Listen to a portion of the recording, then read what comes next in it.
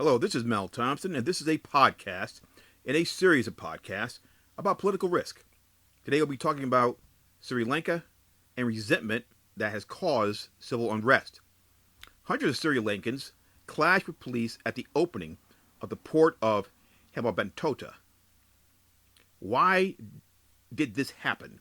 What caused this particular civil unrest? Now, because in many cases, large projects need land. And that land at times is acquired from private individuals.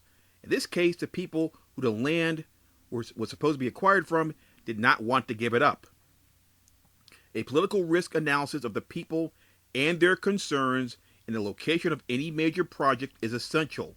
In other words, know everything you can before you walk into something. Now, I do not believe that these protests will derail this particular project, but I do believe that these people have a right to voice their concerns, and foreign direct investors need to pay attention to those concerns. So if you can possibly find out anything regarding the sentiment among those who have to give up land prior to putting a nickel into something, you're much better off, because once you start, you're probably going to have to go through a lot of hoops to get that money back, or may never get it back at all. And in some cases, the project may never ever come to fruition. So you need to know ahead of time. And in consideration of the views and opinions of those people who have to give up that land is something that you need to be cognizant of. Consider yourself in their shoes and consider it as your land and how you would feel. Now, in this particular case, the actual port is not really the problem. This is a overall much larger project known as the modern-day Silk Road.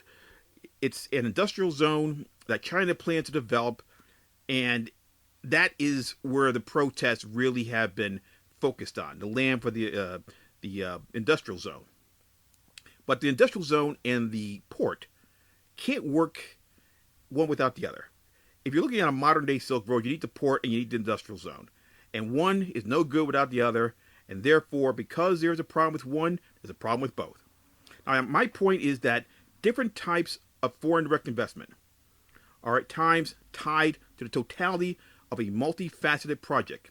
One part may not be objectionable to the people, but another may be. And we are seeing that in this particular case. The things that bring us together also divide us. Land is one of those things. And I say that meaning that these projects could be very, very good for the people of Sri Lanka. It could produce jobs, opportunities, but by the same token, you don't want to be in a position where they are losing something to gain something. And in their eyes, maybe what they're losing is a lot more valuable than what they may gain. Now, this brings us to the issue of treaties and insurance.